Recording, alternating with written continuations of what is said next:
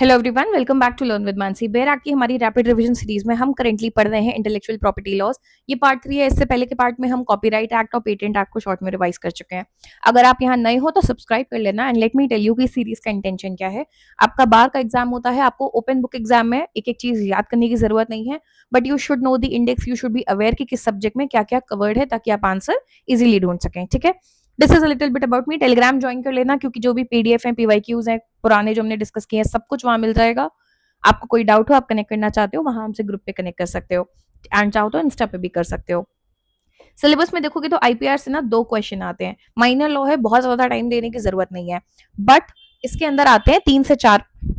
But इसके अंदर आते हैं 3 से 4 बेर एक्ट, कॉपीराइट है, पेटेंट है, ट्रेडमार्क है, डिजाइन है, और भी एक दो आ जाते हैं। तो इतना ज्यादा टाइम नहीं देना है क्योंकि 2 ही सवाल आते हैं, बट छोड़ के भी नहीं जाना है।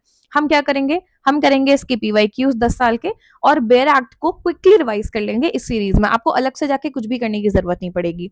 ठीक है, चैनल पे जाओगे, आपको आईपीआर की प्लेलिस्ट मिलेगी जिसमें 2014 से लेके लेटेस्ट जो भी सब पेपर हुआ है उसके क्वेश्चंस टॉपिक वाइज हर सब्जेक्ट के लिए कवर्ड है। आपको आईपीआर की प्लेलिस्ट पे जाना है, इन पीवाईक्यूज को लगाना है, अपनी बेयर एक्ट हाथ में रखिए, आईपीआर की क्वेश्चन सॉल्व कीजिए, साथ साथ सिर्फ वीडियो देखो मत, क्वेश्चन भी सॉल्व करो।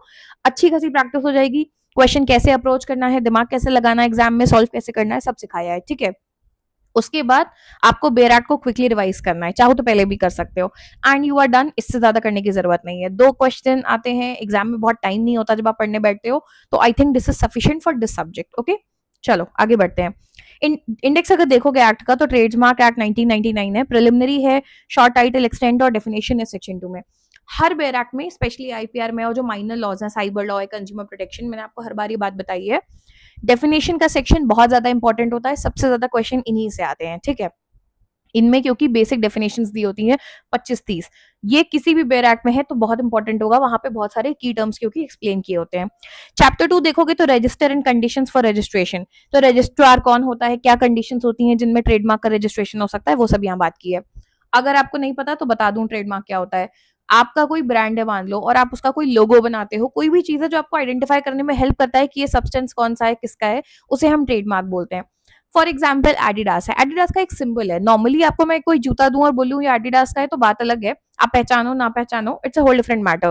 But there is a certain logo, जैसे ही वो लोगो दिखता है आप पहचान जाते हो कि एडिडास है। जैसे ही एक सर्टेन टाइप की कैट दिखती है आप पहचान जाते हो ये पूमा की बात हो रही है, राइट। सो वो उनका ट्रेडमार्क है, उन्होंने उसको रजिस्टर करवा रखा है कि ये हमारा है। अब कोई और उस सिंबल को ऐसे यूज करके बेचेगा ना एग्जैक्ट सेम, तो वो उस पर केस कर सकते हैं कि हमारे नाम का इस्तेमाल करके बेच रहा है। हर ब्रांड का होता है, ठीक है, तो उसे हम बेसिकली ट्रेडमार्क कहते हैं। ओके, सेक्शन 3 इंपॉर्टेंट है, appointment of registrar and other officers. कौन रजिस्ट्रार अपॉइंट होता है, क्या कौन करता है अपॉइंट, इस पहले क्वेश्चन आ चुके हैं। डेफिनेशन इंपॉर्टेंट है, इसके अंदर ट्रेडमार्क डिफाइंड है और भी चीजें डिफाइंड है। ज्यादातर पिछले 10 साल में क्वेश्चन जो देखा गया है वो इस पे है कि ट्रेडमार्क की डेफिनेशन से रिलेटेड, जो इसके सेक्शन 2 में जेड बी में आई थिंक दी हुई है, अभी हम देखेंगे उसे। सेक्शन 3 पे भी क्वेश्चन आया है कि अपॉइंटमेंट को लेके। बाकी इन सब पे बहुत क्वेश्चन नहीं आए हैं, बट अगर आए तो आपको पता होना चाहिए कि कहाँ क्या दिया है। अगर रजिस्ट्रेशन या उसकी कंडीशन से जुड़ा हुआ क्वेश्चन होगा तो आपको इसके अंदर कहीं पे मिलेगा। ठीक है, कैसे अपॉइंटमेंट होती है, क्या पावर्स होती हैं, रजिस्टर ऑफ ट्रेडमार्क जो मेंटेन होता है वो क्या है, किन ग्राउंड्स पे रिफ्यूज किया जा सकता है रजिस्ट्रेशन, एब्सोल्यूट ग्राउंड्स क्या है और रिलेटिव ग्राउंड्स क्या है। ठीक है, रजिस्ट्रेशन का इफेक्ट क्या होता है, किन चीजों में बिल्कुल प्रोहिबिटेड है कि आप रजिस्ट्रेशन नहीं कर सकते, एक्सेट्रा। ठीक है, चैप्टर 3 है प्रोसीजर एंड ड्यूरेशन, क्या एप्लीकेशन कैसे देनी है, विड्रॉल कैसे होती है एक्सेप्टेंस की, एडवर्टाइजमेंट, उसका ऑपोजिशन किसी को करना हो, करेक्शन हो, अमेंडमेंट हो, रजिस्ट्रेशन कैसे होता है, जॉइंटली ओन ट्रेडमार्क है, उसका ड्यूरेशन कितना होता है, रिन्यूअल कब कब कैसे कराना होता है, रिमूवल क्या है, रिस्टोरेशन क्या इफेक्ट क्या है। इन बातों से जुड़ा क्वेश्चन होगा तो आंसर यहाँ मिलेगा। ठीक है, चैप्टर 4 इफेक्ट ऑफ रजिस्ट्रेशन की बात करता है, इसमें ये सेक्शन इंपॉर्टेंट है 29, इस पे 2 बार क्वेश्चन आ चुका है पहले 10 सालों में। इन्फ्रिंजमेंट ऑफ रजिस्टर्ड ट्रेडमार्क, अगर किसी का रजिस्टर्ड ट्रेडमार्क है, मेरा ब्रांड है, रजिस्टर्ड सिंबल है, एक कुछ भी सिंबल मान लो, ये मेरे ब्रांड का सिंबल है, ठीक है, अब ये मैंने अगर रजिस्टर करा रखा है, उसके बाद आप इसको यूज करके अपने ब्रांड को मान लो बेच रहे हो या कॉपी कर रहे हो, कुछ भी कर रहे हो, इन्फ्रिंजमेंट मतलब किसी की बाउंड्री क्रॉस करना। ठीक है, तो उस इन्फ्रिंजमेंट पे क्या होता है वो यहाँ बात की गई है, एंड कैसे माना जाएगा कि इन्फ्रिंजमेंट हुआ है कि नहीं, वो बात यहाँ की गई है। इस पे पहले 1-2 बार क्वेश्चन आ चुका है। ठीक है, तो no action for infringement of unregistered trademark, जैसे कि भाई मैंने रजिस्टर ही नहीं कराया, मैंने अपना ब्रांड चालू किया, ये नाम से, बस इतना ही लिखा है एग्जैक्ट इसी राइटिंग में, पर मैंने इसको रजिस्टर नहीं कराया। अब इसी नाम से आप कल ब्रांड निकाल दो और रजिस्टर करा लो, तो मैं नहीं बोल सकती कि इन्फ्रिंज हुआ है, मैंने रजिस्टर नहीं कराया था। क्या राइट्स कन्फर होते हैं जब आप रजिस्ट्रेशन कराते हो? अगर कोई इन्फ्रिंजमेंट होती है तो कैसे माना जाएगा कि हुई है? Limits on effect of registered trademark. Registration एक प्राइमा फेसी एविडेंस होती है वैलिडिटी की कि हाँ रजिस्ट्रेशन है। प्रोटेक्शन ऑन ग्राउंड्स पे, इफेक्ट ऑफ एक्विनेंस, ठीक है, ये सब क्वेश्चन यहाँ आंसर होते हैं। चैप्टर 4 है किस बारे में है? Special provisions relating to protection of trademark through international registration under Madrid protocol. International registration से जुड़े हुए क्वेश्चन होंगे तो आपको इस एरिया में आंसर मिल जाएगा। चैप्टर 5 असाइनमेंट एंड ट्रांसमिशन की बात करता है, असाइनमेंट ऑफ ट्रेडमार्क और ट्रांसमिशन, किसी और को ट्रांसमिट करना, उसके बारे में। Assignability, transmissibility of registered trademark, unregistered trademark यहाँ बात की गई है, क्या रिस्ट्रिक्शंस होते हैं, क्या कंडीशंस होती हैं, ठीक है, ये सब यहाँ पे बात की गई है। चैप्टर 6 है use of trademark and registered users, कैसे यूज किया जा सकता है, रजिस्टर्ड यूजर्स कौन होते हैं, इस बारे में बात यहाँ की गई है। proposed use of trademark by company to be formed, removal from register and imposition of limitation on grounds of non use, ठीक है। रजिस्टर्ड यूजर्स कौन होते हैं, registration as the registered user, registrar की पावर क्या होती है, वेरिएशन और cancellation of registration as registered user, और भी चीजों में। फिर जैसे for example no right of permitted user to take proceeding against infringement, और भी कोई भी अगर यूज ऑफ ट्रेडमार्क और रजिस्टर्ड यूजर के बारे में बात होगी तो चैप्टर 6 में आपको उसका आंसर मिल जाएगा। चैप्टर 7 बात करता है rectification and correction of the register. अगर रजिस्ट्रेशन में कोई प्रॉब्लम हो गई है, उसमें कोई करेक्शन होना है या रेक्टिफिकेशन हो रहा है तो वो कहाँ होगा, उस बारे में बात चैप्टर 7 में की गई है। पावर टू कैंसिल और very registration and rectify the register, कैसे करेक्शन होगा, ऑल्ट्रेशन कैसे होगा, क्या अडेप्टेशन होंगी, सब यहाँ बात की है। चैप्टर 8 कलेक्टिव मार्क्स की बात करता है, क्या स्पेशल प्रोविजन है कलेक्टिव मार्क्स को लेकर, they should not be misleading as to character और सिग्निफिकेंस, उनकी acceptance, application, regulation, amendment, infringement, सबकी बात यहाँ की गई है, ठीक है। चैप्टर 9 बात करता है सर्टिफिकेशन ट्रेडमार्क्स की, इसमें लिखा है certain provisions of this act not applicable to certification trademark, इनका रजिस्ट्रेशन कैसे होगा, application, consideration of application, opposition, same चीजें, बट सर्टिफिकेशन ट्रेडमार्क की बात होगी तो चैप्टर 9 में आंसर दिया होगा, नॉर्मल ट्रेडमार्क शुरू में दिया था, ठीक है।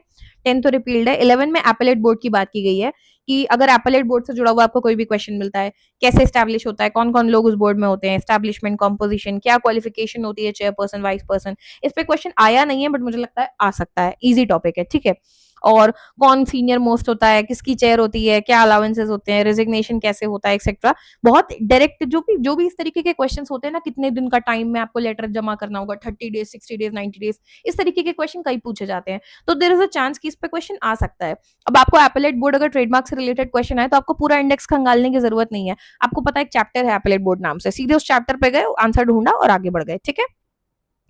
आगे बढ़ते हैं, चैप्टर 12 है ऑफेंसेस, पेनल्टीज एंड प्रोसीजर। मेरे हिसाब से ये भी इंपॉर्टेंट है, डायरेक्ट क्वेश्चन इस पे नहीं आया है पर इनडायरेक्टली आते हैं लॉन्ग क्वेश्चंस, जो कि जैसे फॉर एग्जांपल AIB 19 में आया था, अभी हम उसको डिस्कस करेंगे तो आप समझ जाओगे, ठीक है। क्या मीनिंग है of applying trademark and trade description, कोई फॉल्सिफाई करके यूज कर रहा है तो क्या होगा, और आगे कई सारी पेनल्टी मेंशन्ड है। कोई फॉल्स ट्रेडमार्क यूज कर रहा है तो क्या करोगे, सेलिंग गुड्स और providing services to which false trademark और false trade description is applied, enhance penalty on second and subsequent conviction, यानी एक बार बात हो गई कि अरे देखो कॉपी कर रहा है, तुमको डांट पड़ी, उसके बाद तुम फिर वही हरकत कर रहे हो, ठीक है। Penalty for falsely representing a trademark as registered, की झूठ बोल रहे हो कि रजिस्टर्ड था, ठीक है। Penalty for falsification of entries in the register, penalty for improperly describing a place of business as connected with the trademark officer, तो अलग अलग चीजों की पेनल्टी है, जिसके बारे में पूछा जाए यहाँ पे चेक करके मार्क कर देना, ठीक है। और ऑफेंसेस बाय कंपनीज, क्या लिमिट्स होंगे, एक्सेट्रा, सब यहाँ दिया हुआ है। चैप्टर 13 मिसलेनियस है, कोई एक्ट अगर गुड फेथ में किया गया है तो उसको प्रोटेक्ट भी करते हैं। फॉर एग्जांपल मुझे नहीं पता था कि भाई ये ट्रेडमार्क है, हो सकता है गलती हो गई आपसे, तो गुड फेथ में था, आपकी इंटेंशन गलत नहीं थी, एक्सेट्रा, तो उस केस में क्या होता है। और पावर ऑफ रजिस्ट्रार यहाँ पे बात की गई है, death of a party to a proceeding की तब क्या होगा, अबैंडनमेंट के केस में क्या होगा, बहुत बेसिक सेक्शन है, इन पे बहुत क्वेश्चन नहीं आते हैं, तो बहुत लोड लेने की मेरे हिसाब से जरूरत नहीं है, ठीक है। एंड हाँ, यहाँ पे भी ऐसा कुछ खास नहीं है, कुछ बिल्कुल ही ऑफ बीट आए तो आपको पता होगा सेंट्रल गवर्नमेंट क्या रूल्स बना सकती है, एक्सेट्रा, ठीक है। कुछ मेजर सेक्शंस देख लेते हैं, डेट कब आया था पता होना चाहिए, डेफिनेशन में देखो मोस्टली क्वेश्चंस आते हैं, क्या क्या चीजें डिफाइंड है देखते जाते हैं। Appellate board, assignment, associated trademark क्या होते हैं, it means trademarks deemed to be और required to be registered as associated trademark under this act, ठीक है। बेंच किसे कहते हैं, सर्टिफिकेशन ट्रेडमार्क किसे कहते हैं, इसकी डेफिनेशन पे हो सकता है क्वेश्चन आ जाए। चेयरपर्सन कौन है, कलेक्टिव मार्क क्या होता है, इस पे आ सकता है। डिसेप्टिवली सिमिलर किसे कहते हैं, a mark shall be deemed to be deceptively similar to another mark if it so nearly resembles that the other mark as to be likely to deceive और कॉज कंफ्यूजन। डिसेप्टिवली मतलब धोखा सा देना कि बिल्कुल इतना सिमिलर लोगो बनाया है कि कंफ्यूजन हो सकता है कि ये कौन है। वही जैसे मैंने आपको बताया कि अगर मैंने अपना एक ब्रांड लॉन्च किया जिसका लोगो ये था, ठीक है, और आपने कैसे लॉन्च कर दिया, ऐसे, तो आप कह सकते हो अरे इनके में तो दो स्टार ऊपर थे, मेरे में ये है, ऐसा करके। बट ये डिसेप्टिवली बहुत सिमिलर है। अगर इतना आदमी ध्यान से देखता ही नहीं है, वो नहीं पहचान पाएगा कि ये मानसी का ब्रांड नहीं है, किसी और का ब्रांड है, राइट? बहुत ही सिमिलर नाम है, तो डिसेप्टिवली सिमिलर इसे कहते हैं। एक तो होता है अजय भाई की, बिल्कुल मतलब आप मिस्टर सिंह नाम रख लो, मैं मिस्टर वर्मा नाम रख लूं अपनी दुकान का, तो डिसेप्टिवली सिमिलर नहीं है। इट्स अ सिमिलर नेम कि ठीक है सब अपने सरनेम पे रख दिया, बट मिस्टर सिंह में सिर्फ एक आई एक्स्ट्रा ऐड कर दिया मान लो मैंने, और बिल्कुल same logo, same poster, same colour board का, आपका बोर्ड रेड था मैंने भी रेड रख लिया, आपके में शेफ बना हुआ था येलो कलर में मैंने भी बना दिया, बहुत सिमिलर रख दिया, तो हर आदमी देख के नहीं पहचान पाएगा ये कौन सी वाली दुकान थी। देयर इज अ चांस वो आना आपके में चाहता था पर मेरे में चला आया, तो दैट इज डिसेप्टिवली सिमिलर, ठीक है। हो सकता है इसके बारे में पूछ लें, और इस पे इनडायरेक्टली क्वेश्चन आया है AIB 19 में, हम उसे एंड में डिस्कस करेंगे। फॉल्स ट्रेड डिस्क्रिप्शन क्या होता है, ठीक है, ये यहाँ बताया है। और गुड्स किसे कहते हैं, जुडिशियल मेंबर किसे कहते हैं, लिमिटेशंस क्या होती हैं, मार्क किसे कहते हैं, मार्क में क्या क्या आता है, कैसे क्वेश्चन आ सकता है, आपको पूछ लें कि according to trademark act mark में क्या क्या आता है। It includes device, brand, heading, label, ticket, name, signature, word, letter, numeral, shape of goods, packaging, combination of colour और एनी कॉम्बिनेशन। अब सिर्फ अगर मेरे ब्रांड में ऐसा है कि रेड कलर है, फिर यहाँ पे व्हाइट है और फिर रेड कलर है मान लो, तो ये भी अगर मैंने ट्रेडमार्क अगर करा रखा है तो कॉम्बिनेशन ऑफ कलर्स भी एक ट्रेडमार्क होते हैं। आप बहुत सारे ब्रांड्स देखोगे जिन्हें आप उनके कलर की वजह से पहचानते हो, या जिसमें कोई नंबर है उसकी वजह से पहचानते हो, ठीक है, तो वो जो है ना उसके मार्क होते हैं, ठीक है। फिर मेंबर कौन होते हैं, नेम क्या है, नोटिफाई, पैकेज, परमिटेड यूज किसे कहते हैं, in relation to trademark permitted use क्या होता है, इस पे भी क्वेश्चन आ सकता है, मेरे हिसाब से मार्क पे भी आ सकता है, ठीक है। फिर prescribed, register, registered, registered proprietor, registered trademark, registered user, similar words हैं, इन पे क्वेश्चन आए तो आप तुरंत पकड़ लोगे, ठीक है। सर्विस किसे कहते हैं, सर्विस पे भी क्वेश्चन आ सकता है। ट्रेड डिस्क्रिप्शन किसे कहते हैं, एंड ये इंपॉर्टेंट है, इस पे 2 से 4 बार क्वेश्चन आया है पिछले 10 सालों में, सिर्फ इस एक पे, ट्रेड मार्क किसे कहते हैं, very important definition. It means a mark capable of being represented graphically यानी ड्राइंग के फॉर्म में, and which is capable of distinguishing the goods and services of one person from the other. कोई भी ऐसा symbol, drawing, colour combination, whatever it is, numerics, alphabets, जो एक इंसान के प्रोडक्ट को दूसरे इंसान के प्रोडक्ट से डिस्टिंग्विश करने में आपको हेल्प करता है, उसे हम ट्रेडमार्क कहते हैं, ठीक है। इट में include shape of goods, packaging हो सकती है, कॉम्बिनेशन ऑफ कलर्स हो सकता है, ठीक है। इसके बारे में और बातें भी यहाँ दी हुई हैं, क्वेश्चन पूछे जाते हैं इससे, इसको जरूर पढ़ के जाना, ठीक है। ओके, ट्रांसमिशन किसे कहते हैं, टेक्निकल मेंबर, ट्रिब्यूनल क्या है, vice chairperson, well known trademark क्या होता है, ठीक है। तो इसका मतलब है in relation to any goods और services, it means a mark which has become so to the substantial segment of the public which uses such goods or receives such services that the use of such mark in relation to other goods and services would be likely to be taken as indicating a connection. As I said, मान लो Adidas का ये symbol इतना well known है, इतना ज्यादा common है कि अब मैं एडिडास मान लो सिर्फ जूते बनाता है फॉर एग्जाम्पल, और उनके कपड़े भी आते हैं, बट लेट्स से वो सिर्फ शूज बनाते हैं, एंड ये इतना वेल नोन सिंबल है, ये 3 लाइन मान लो इस तरीके से, एंड कल को मैं एक कॉपी किताब की ब्रांड लॉन्च कर दूं, नोटबुक्स की, और उस पर ये 3 लाइन बनाऊं, अज्यूम किया जाएगा कि ये उन्हीं की कॉपीज हैं, राइट? क्योंकि वो इतना ज्यादा वेल नोन ब्रांड है, इतना ज्यादा फेमस है कि उसको अगर मैं यहाँ लगाऊंगी एक नोटबुक पे, तो आप अज्यूम करोगे उन लोगों ने अपनी नोटबुक भी लॉन्च कर दी है, तो that is known as a well known trademark, ठीक है।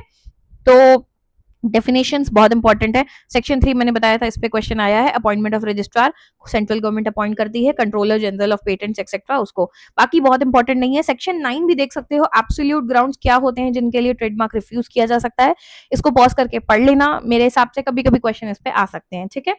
रिलेटिव ग्राउंड्स क्या होते हैं ये भी इंपॉर्टेंट है, ठीक है। इसके अलावा 29 इन्फ्रिंजमेंट ऑफ रजिस्टर्ड ट्रेडमार्क, इस पे पहले क्वेश्चन आया है। अब हम 2019 का एक क्वेश्चन डिस्कस करते हैं, AIB 19 का, सॉरी। उन्होंने पूरी लंबी कहानी बना के बताई थी कि एक लड़का है, उसने एक ब्रांड लॉन्च किया जिसका नाम था फिट लाइफ, ठीक है। फिटनेस ब्रांड था, एक एप्लीकेशन थी, ठीक है, जिसमें लोग कोचेस को कंसल्ट करते थे एक्सेट्रा एक्सेट्रा। फिर उसने नोटिस किया कि एक और कंपनी है जिसने अपना नाम रखा है फिट लाइफ, फर्क देख रहे हो, LYFE, और वो भी सेम नाम से चल रहे हैं। तो अब वो लड़का क्या कर सकता है, क्या वो बोल सकता है ये इन्फ्रिंजमेंट है या नहीं? तो आपने ट्रेडमार्क अभी पीछे पढ़ी थी डेफिनेशन, ये उसी में आंसर हो जाता है कि ऑप्शंस ऐसे दिए थे कि वो इन्फ्रिंजमेंट क्लेम कर सकता है क्योंकि बहुत सिमिलर नेम है, वो इन्फ्रिंजमेंट नहीं क्लेम कर सकता है क्योंकि फ़र्क है भई है। दूसरा ये कि नहीं उसके कस्टमर्स जा सकते हैं, इस तरीके के क्वेश्चन है, आप पीवाईक्यूज़ देखोगे आपको वहाँ मिल जाएगा। तो इसका आंसर था कि हाँ, वो कर सकता है क्योंकि हमने क्या पढ़ा था कि अगर किसी के नाम से डिसेप्टिवली सिमिलर नाम रख रहे हो कि उसके पोटेंशियल कस्टमर्स आपके पास जा रहे हैं, तो वो गलत माना जाएगा, ठीक है? इन्फ्रिंजमेंट कैसे-कैसे माना जाता है, वो यहाँ पे बताया गया है, इस बेसिस पे भी वो क्वेश्चन आंसर हो रहा था, ओके? तो इन्फ्रिंजमेंट आपको पता होना चाहिए। We are done with trademark, as I said बहुत ज्यादा टाइम मत दो आईपीआर पे, बेसिक्स पीवाईक्यूज कर लो, एक बार बैराक सारे 2-3 लेक्चरों के रिवाइज कर लो, इन टोटल आप 2 से ढाई घंटे दोगे एंड यू आर डन, इसको एकदम साइड कर दो, ठीक है? ये तो आप मेरे साथ साथ सुन लो, अगर किताब हाथ में है तो साथ साथ देखते जाओ। पीवाईक्यूज प्लीज बैराक लेके हाथ में सॉल्व करना properly and you are done with this. Once we are done with IPR हम आगे और भी सब्जेक्ट कवर करेंगे, तो stay tuned and keep watching. Bye bye.